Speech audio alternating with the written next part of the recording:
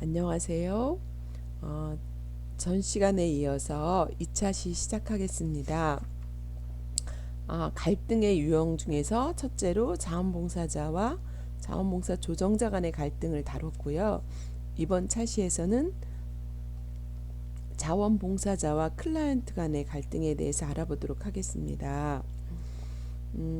자원봉사자와 클라이언트의 갈등은 표면적으로는 잘 드러나지 않을 수가 있습니다. 그러나 상당히 많이 일어난다고 볼 수가 있죠. 장애인과 만나는 자원봉사자는 자신이 장애인을 차별하라 하거나 특별한 의도는 없었다고 이야기하는 경우가 많이 있습니다. 나는 특별한 의도 없이 한마디 했는데 그것이 장애인에게는 상당한 불쾌감을 주는 그 언어나 그 표현을 사용해서 장애인의 항의를 받을 수 있는 그런 사항들이 종종 일어나기도 합니다. 그래서 자원봉사자는 자신의 마음을 이해하지 못한 클라이언트에 대해서 막 서운함이 생기는 거예요. 내가 이렇게 와서 자원봉사 하는데 그 정도 가지고 내 마음을, 내 본심은 안 그런데 그걸로 인해서 되게 비난하고 내가 수고한 건 열인데 그 말 한마디 한 거 가지고 그러냐 하면서 또 서운함이 생기고, 또 장애인은 나를 무시했다 뭐 이런 말과 행동으로 인해서 스트레스를 받고 이러면서 갈등이 생기는 것들이 종종 있습니다. 그래서 요즘에 우리가 어, 언어적 성희롱 이런 거 얘기 많이 하지 않습니까? 그래서 나도 모르게 그 말을 했는데 그 말이 상대방에게 불쾌감을 주었을 때 그게 이제 성희롱에 해당된다라고 해서 우리가 성적 언동이라든가 이런 것들에 대해서 특히 직장 내나 관련성 있는 업무 관계에서 이런 것들을 많이 교육받고 있지 않습니까? 그래서 우리 자원봉사자들이 이렇게 입장 바꿔서 언어 표현하는 거나 행동하는 거에 대해서 많이 교육도 받고 생각하고 자기 수정을 하는 것이 필요하다라고 할 수가 있습니다. 특별히 이제 클라이언트 같은 경우는 자신을 인격적으로 어, 이렇게 존중받지 못한다. 나를 장애인으로 대상화하려는 자원봉사자들에게 마음에 상처를 입었다라고 생각하면 불신하고, 아무리 그 전에 아홉 열을 했더라도 거부감을 느끼는 경우가 발생할 수밖에 없습니다. 어, 또한 클라이언트가 자원봉사자에게 무리한 요구를 함으로 갈등이 발생하기도 하는데, 자원봉사자가 수용할 수 없는 욕구와 기대를 강요할 때 갈등이 야기되고 거부감과 대립하는 그런 양상을 보이게 되기도 합니다. 이처럼 자원봉사자와 클라이언트, 그쵸? 좋은 의도로 서로 함께 음, 만났지만 이런 갈등으로 대립하게 돼서 상당히 어려움을 겪게 되는 경우도 있습니다. 이러한 부정적 갈등을 최소화하기 위해서는 클라이언트는 지나친 요구를 자원봉사자에게 지나치게 요구하는 걸 자제하도록 하고, 자원봉사자는 상황에 따라서 분명하게 거절할 수 있어야 합니다. 그래서 다음에 해드릴게요 하고 자꾸 기대하게 하는 게 아니라, 이건 이래서 내가 여기까지밖에 할 수가 없다는 걸 나전달법으로 잘 설명할 수 있어야 되겠죠.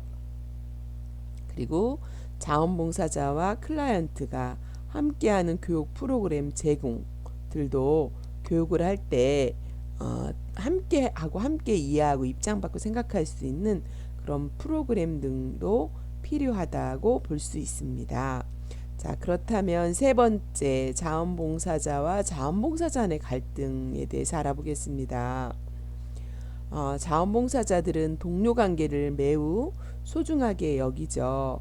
그래서 자원봉사를 통해서 좋은 동료 관계를 자원봉사 활동에서 어, 얻는 것을 중요한 보상으로 받아들이기도 합니다. 가서 가치관이 같고 좋은 동료를 만난 것 자체를 돈으로 보상받는 것이 아니라 자원봉사는 모부수이기 때문에 그런 사람을 얻은 거에 대해서 보상으로 받아들이기도 한다는 것입니다. 그렇지만 다른 조직과 마찬가지로 직무 수행 과정에서 상호작용이 증가되면 자원봉사자들 역시 동료 관계에서 갈등을 또한 경험하게 됩니다. 처음에는 막 보상을 좋은 사람을 얻었다고 생각하지만 오랫동안 관계를 하다가 갈등이 생기게 되는 거고, 이런 것들은 사람 사이에서 어디서나 발생할 수 있는 그런 요소라고 할 수 있습니다. 이러한 갈등은 대체적으로 인정 문제와 관련되어 있고 조직 성과에 긍정적이기도 하고 부정적인 영향을 미치기도 합니다. 자원봉사자 동료 간에 자주 발생할 수 있는 갈등 요인의 하나는 인정보상과 관련된 경쟁심인데요. 일반적으로 자원봉사자는 동료와 클라이언트로부터 보통 이상의 존재로 인정받기를 원해요. 자원봉사자들에게는 인정 욕구가 있기 때문에 이런 부분들을 조정자와 동료들이 고생하십니다, 고맙습니다, 당신의 수고가 이렇게 다른 사람에게 좋은 영향을 줍니다, 정말 이런 것들을 인정해 주시는 걸 많이 하시는 게 좋습니다. 예를 들어서 클라이언트의 관심을 다른 동료보다 더 많이 받게 되기를 원하고 서비스 경쟁을 하는 경우입니다. 이러한 경쟁은 긍정적 측면도 있으나 대개의 경우에는 서비스의 에스컬레이터 현상으로 발전하다가 결국 오래 지속되지 못하고 스스로 소진되거나 동료 간의 갈등으로 팀이 깨어지게 하는 결과를 초래하는 것이라고 할 수가 있겠습니다. 그래서 이런 갈등들의 유형으로 세 가지 갈등의 유형을 여러분들이 아시고 조정자로서 이런 어떤 갈등이 있는지, 또 이런 갈등이 있을 때 주로 이런 갈등 속에서 자원봉사자와 자원봉사 조정자가 느끼는 이렇게 갈등과 또 바라는 점은 무엇인지, 이런 것들을 한번 살펴보면 좋을 것 같습니다. 자, 자원봉사자가 느끼는 갈등은 어떤 것이 있을까요? 예를 들면 자원봉사자는 자원봉사 조정자가 너무 권위적인 태도를 갖고 있다, 그리고 무관심하다라는 이런 모습들에서 갈등을 느낀다고 이야기하고 있고요. 실수할지도 모를 상황에 대해서 염려하는 거, 자원봉사가 느끼는 갈등이죠. 또 자원봉사 기관에서 하인 부리듯이 하는 식의 그런 대우를 받았다 할 때 갈등을 느낀다고 합니다. 또 돈 받고 일해주러 온 기분이 들었을 때, 하루 종일 활동을 해도 보람을 찾지 못했을 때, 또한 활동을 능숙하게 처리하지 못할 때, 담당자의 신경질과 핀잔을 받았을 때 갈등을 느낀다라고 얘기하고 있고요. 담당자의 불친절과 무시하는 듯한 말투나 행동, 그쵸? 이런 것들이 결국은 자원봉사자가 느끼는 갈등이라고 이렇게 이야기를 하고 있습니다. 그렇다면 자원봉사자와 자원봉사 조정자에게 바라는 점은 어떤 것들이 있었을까요? 바라는 거는 큰 게 아닙니다. 아주 미세하고 세밀한 건데 좀 더 친절하게 대해주세요 라고 하는 거고요. 이해를 해주세요, 이런 내용입니다. 활동 내용에 대해서 자세하게 설명해 주세요. 퉁명스럽게 말하지 말고 자세히 알려주세요, 이런 내용이거든요. 또한 따뜻한 말 한마디가 더 큰 힘이 되는데 따뜻하게 말해주세요. 우리 의견을 존중해주고 일하는 기계가 아니라 인격체로 대해주세요. 담당자의 아래에 있는 사람으로 여기지 말아주시고 동등한 관계로 여겨주세요, 이런 말입니다. 그리고 편하게 친근감 있게 대해주세요, 이런 내용들이죠. 또 자원봉사자로 왔지만 나도 전문성이 있어요, 전문성을 인정해 줬으면 좋겠어, 이런 내용들이 자원봉사 조정자에게 바라는 점이었습니다. 또한 자원봉사 조정자가 느끼는 갈등들이 있습니다. 조정자는 어떤 갈등을 느낄까요? 여러분 한번 생각해 보세요. 조정자는 건성으로 대충대충 가자는 식의 자원봉사자의 무책임한 태도 때문에 갈등을 느낀다고 합니다. 경험이 많은 자원봉사자들의 숙련된 태만함과 담당자에 대한 무례한 언행 때문에 조정자는 또 갈등을 느끼네요. 활동량이 많다고 짜증을 부리거나 불평하거나 불만이 많은 자원봉사자가 있을 때 조정자는 갈등을 느낍니다. 어렵고 더럽고 위험한 활동은 피하려는 자원봉사 현장의 3D 현상 때문에 또 갈등을 느낀다고 합니다. 자원봉사 자체에는 별로 관심이 없고 시간만 때우려고 하는 그런 태도의 자원봉사자가 있을 때 갈등을 느낀다고 합니다. 또 다른 자원봉사자를 편애한다고 투정 부릴 때, 나이 많은 자원봉사자에게 이끌려 다니는 느낌을 받았을 때, 나이 많은 자원봉사가 막 이것저것 시키고 막 본인을 끌려고 하는 이런 느낌을 받았을 때 또 갈등을 느낀다고 합니다. 네, 그렇다면 자원봉사 조정자가 자원봉사자에게 바라는 점은 무엇일까요?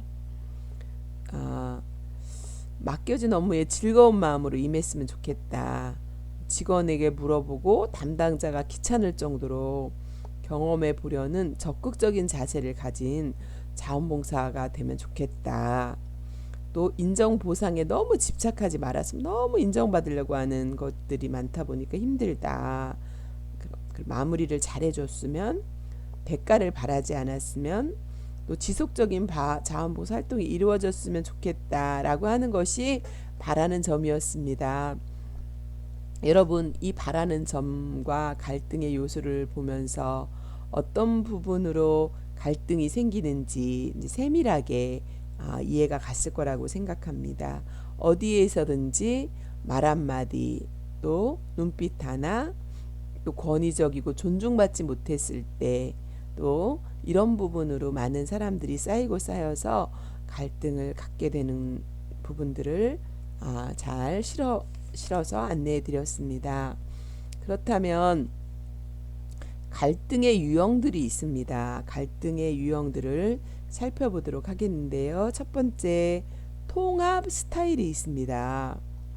네, 통합 스타일이 있고, 두 번째 완화 스타일, 세 번째 지배 스타일, 네 번째 회피 스타일이 있습니다. 그리고 다섯 번째는 타협하는 스타일이 5가지가 있는데, 나는 주로 갈등이 생겼을 때 어떤 스타일을 많이 사용하는지 한번 여러분들이 생각하면서 들어보시면 좋을 것 같습니다. 첫 번째, 통합 스타일입니다. 이 스타일은 다른 문제들에 대해서는 관심도 높고 갈등의 사안에 대해서도 관심이 높을 경우를 말합니다. 자원봉사 조정자는 논쟁에 직면하고 협력하고 문제를 확인하고 대안의 해결책을 선택하게 되는 스타일입니다. 두 번째, 완화 스타일인데요. 완화 스타일은 다른 관심을 가지게 하기 위해서 자신의 관심을 소홀히 하는 그런 스타일입니다. 세 번째, 이제 지배 스타일인데요. 지배 스타일은 상대방의 입장은 전혀 고려하지 않고 자신의 관심사를 위해서 공식적인 권위를 사용하여 상대방을 지배하고 복종을 강요하기 때문에 강요라고도 합니다. 그렇기 때문에 이러한 스타일은 일방적 승리를 가져오게 될 수가 있습니다. 네 번째는 회피 스타일입니다. 주된 관점은 갈등이 표명되고 있거나 애매한 상황들에서 시간을 번다는 것입니다. 이 스타일은 복잡하고 악화되고 있는 문제들에게는 적합하지 않다고 할 수가 있습니다. 타협 스타일입니다. 타협 스타일은 자기와 다른 것들에 대한 알맞은 관심을 주고받는 방법입니다. 이 스타일은 외부의 제3자 교섭을 요구하기도 하고 정반대의 목표들을 설정하거나 갈등 당사자들이 같은 힘을 가지고 있을 때 적당한 스타일이라고 할 수 있습니다. 자, 이렇게 갈등의 유형 스타일들이 있는데요. 그렇다면 한번 나에게 본인의 갈등 관리 스타일을 체크해 보면 좋을 것 같습니다. 여러분 교과서를 참고로 보시면 360페이지에 보시면 본인의 갈등 해결 스타일 체크리스트 이렇게 나와 있습니다. 15항목은 자원봉사 조정자가 어떤 방식으로 갈등을 다루는지에 대해서 알려줍니다. 15개 항목을 체크한 후 아래의 기록표를 완성해 보면 본인의 갈등 관리 스타일을 확인할 수 있습니다. 그래서 여러분 그 1번 항목에서 15번까지 항목을 여러분들이 체크를 해보시기 바랍니다. 그리고 체크해 보신 것을 가지고 여러분들이 가장 많이 여러분이 사용하고 있는 스타일이 어떤 스타일인지 기록표가 있습니다. 4번, 9번, 12번 그쵸 통합 스타일부터 5가지 스타일의 기록표에다가 여러분이 점수를 기록하시고 합계를 내십시오. 그러면 여러분이 가장 주로 다루고 있는 갈등 해결 스타일이 어떤 스타일인지 가장 높은 영역의 합이 여러분이 갈등이 있을 때 많이 사용하는 스타일이라고 할 수가 있겠습니다. 두 번째는 당신이 대비책으로 다루고 있는 갈등 해결 스타일이 두 번째 많이 나온 거라고 할 수 있습니다. 그래서 여러분이 이 지금까지 갈등의 유형과 스타일을 통해서 여러분 거에 적용을 해보시고 또 360페이지에 있는 체크리스트를 해보시고 여러분이 주로 가지고 있는 스타일이 어떤 건지 적어보시고 또 대비책으로 두 번째 가지고 있는 스타일은 어떤 것인지 여러분이 적어보시고요.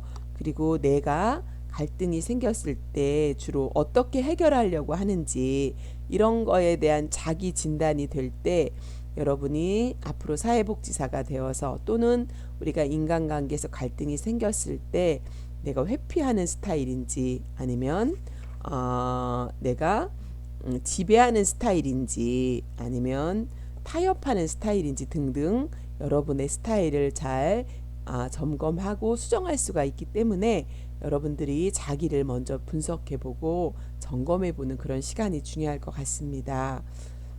자, 그러면 제가 여러분들에게 시험 문제를 기말고사 시험 문제를 내야 되는데 여러분들이 이 문제를 낼 겁니다. 여러분들에게 미리 알려드릴게요. 공부하기 어려우시니까. 그래서 본인의 갈등 관리 스타일을 여러분이 점검하시고 내가 갈등이 생겼을 때 주로 어떤 스타일을 사용하는지 그래서 어떤 그 스타일로 인해서 어떤 점이 있는지 어떤 장점과 단점이 있는지를 분석해 보라고 제가 할 것입니다.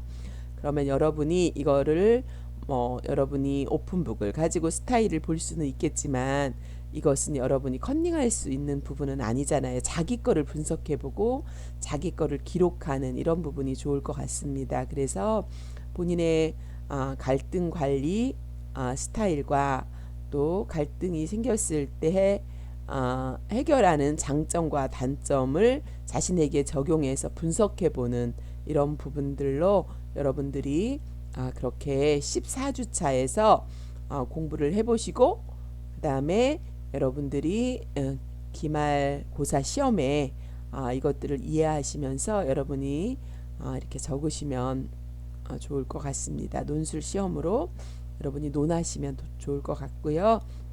또 여러분에게 한 가지 이제 같이 나누고 싶은 것은 문제를 일으키는 자원봉사자가 있어요.